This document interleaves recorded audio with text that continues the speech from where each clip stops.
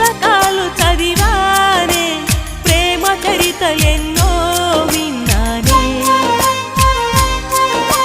ప్రేమ జంటలను కలిసానే, ఈ ప్రేమ మహిమలే